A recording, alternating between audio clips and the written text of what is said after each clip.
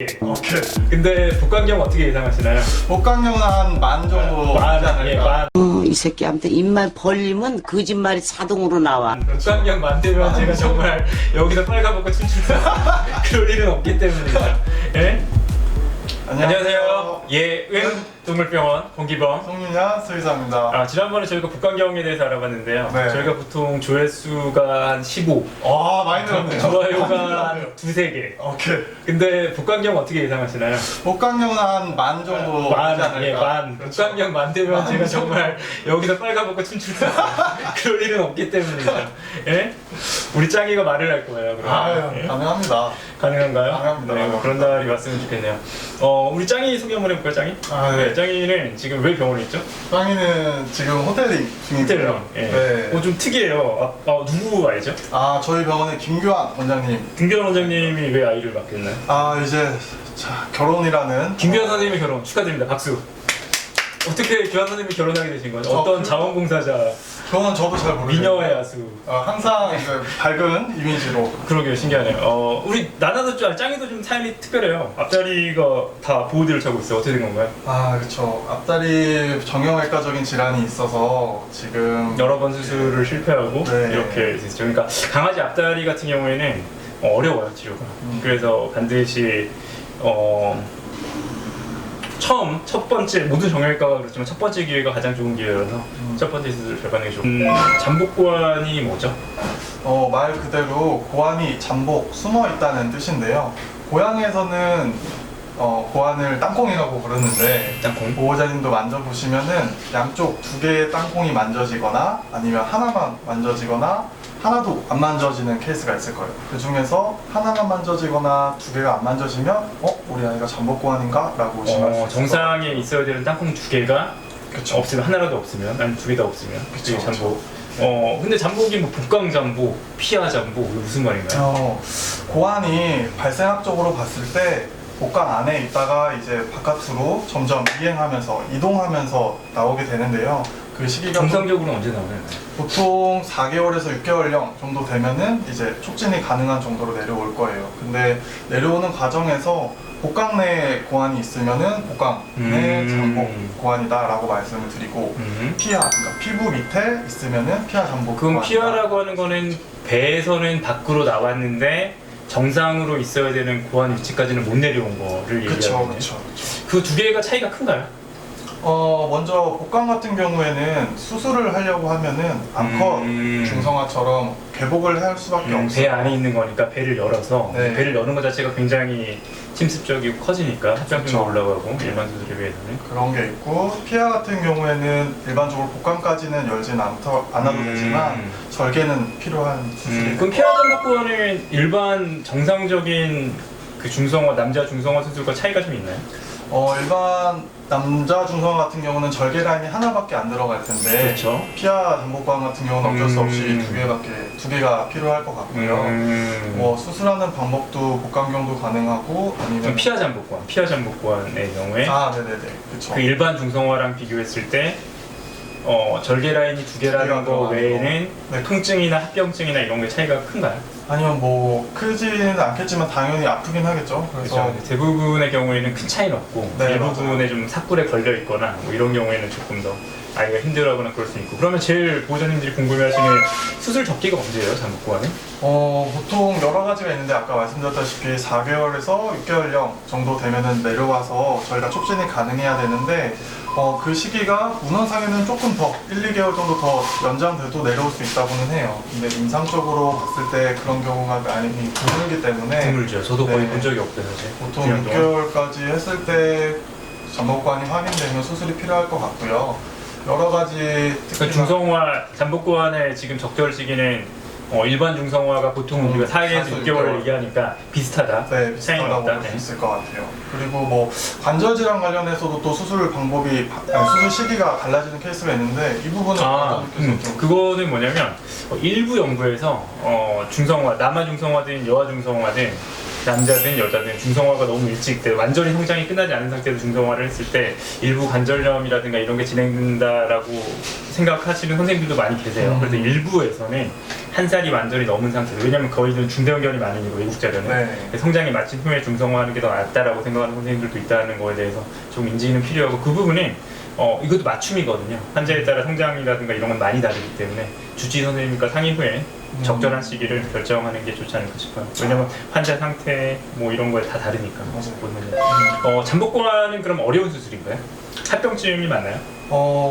잠복고환 같은 경우에 여러 사례들을 보면 특히나 가장 저희가 걱정하는 거는 잠복고환이 종양화되는 케이스들이 많아요. 잠복고환의 종양화. 잠복 안에 있는 고환이 암으로 된다는 말이네요. 그렇죠. 무섭네요. 그렇게 되니까. 그래서 실제로 저희가 수술을 하더라도 그 고환이 잠복으로 있었던 고환이 종양화되어 있지는 않는지도 평가를 하고요. 그러면 잠복고환 수술 전에는 복부 초음파를 보는 게 추천되겠네요. 그럼요.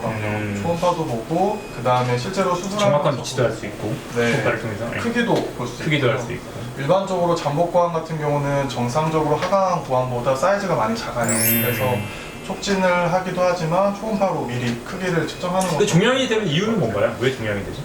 성호르몬 때문인데요, 이것도 마찬가지로. 근데 대부분 어떤 케이스들을 보면 종양화 됐을 때 전이가 또 되는 케이스가 상당히 많아요. 그래서 실제로 다른 장기는 괜찮은지 평가도 굉장히 중요하거든요. 그러니까 실제 저도 잠복고환이 종양화된 케이스를 외과에 있다 보니까 굉장히 많이 보고 치료를 하는데 말씀하신 것처럼 몇몇 종양은 이제 손댈 수 없거나 이미 증상이 발현되면 늦어요.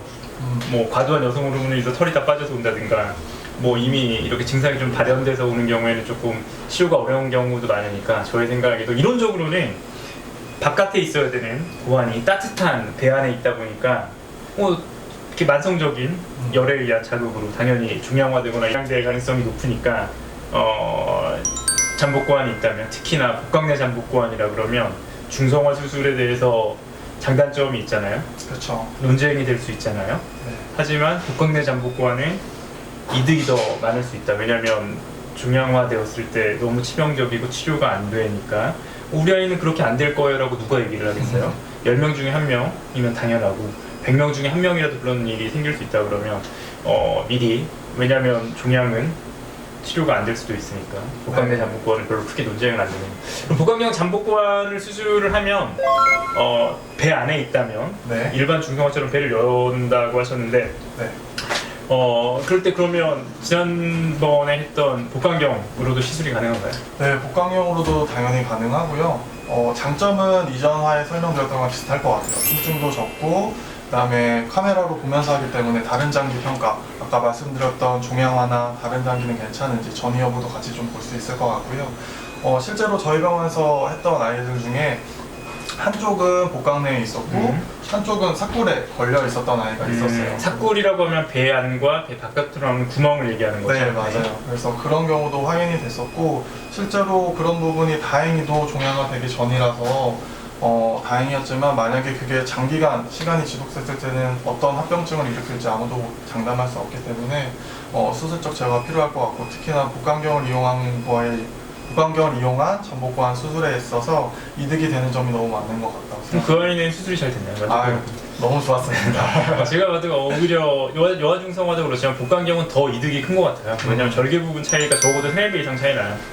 여자 중성화는 최소 절개로 한다는 얘기는 땡긴다는 얘기거든요. 기구를 넣어서. 근데 잠복고하는 게 불가능하죠. 일단 열어서 봐야 되죠. 그러다 보니까 절개 부분 차이가 최소한 아무리 조금 찌는 선생님도 저도 조금 찌는 편인데 그래도 복강경과는 3-4배 이상은 차이가 나요. 최소한. 그렇기 때문에 복강경이 훨씬 더 이득이라고 생각은 하고 있어요.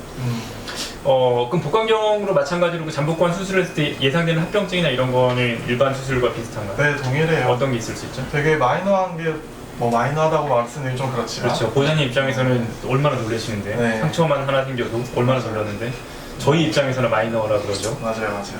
보통 출혈, 생식기 특히나 이런 수술을 했을 때 술부를 할지 않는 게 굉장히 중요하거든요. 2차 감염 될 수도 있기 때문에 그런 부분이랑 그다음에 통증, 경미한 통증 그런 부분은 저희도 최선을 다해서 국소 마취를 다 한다든지 강력한 진통 배치를 붙인다든지 이런 걸로 통증 관리를 하니까 그런 게 있고 소화 잘 안 되고 설사 이 정도 그리고 나머지는 복강경 수술이 아닌 다른 수술이랑 동일하게 나타날 수 있는 마취 이런 부분에 의한 합병증 정도라고 생각하시면 될 것 같아요. 뭐 그런 합병증이 일반적으로는 많이 무섭고 겁나고 하지만 그게 알려진 것만큼 그렇게 크진 않으니까 네. 물론 모두가 다 성공할 수는 없지만 말이죠. 수술을 하는 게 특히 잠복고환 수술은 피하 잠복고환이라든가 일반 중성화 수술이라 그러면 약간 논쟁이 될 수도 있겠지만 네.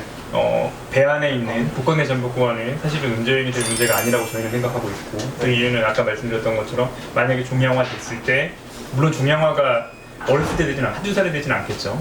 중년 이상에서 후발하겠지만 그렇게 됐을 때 아예 치료가 안 되는 부분이 있으니까 수술이 필요하다. 복강내 잠복고환은 크게 논쟁이 되지 않는다. 수술 여부에 대해서는 수술의 적정 시기는 뭐 기다려보면 6개월까지는 기다려보겠지만 그 이상은 기다리기 어렵다. 네. 뭐 기다리셔도 되겠지만 그리고 수술을 만약에 한다 그랬을 때 복강경과 전통적인 개복을 봤을 때는 복강경이 압도적으로 절개 부분이 적으니까 네. 출혈이나 합병증 위험도 오히려 더 적으니까 더 이득이다라고 생각을 하고 있어요.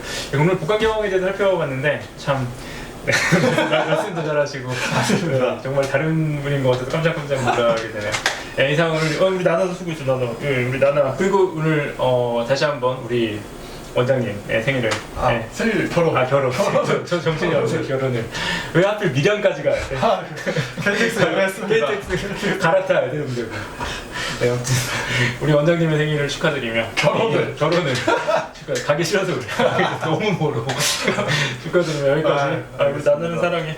이장님을 멘탈 두 개. 네, 여기까지 예은 동물병원이었습니다.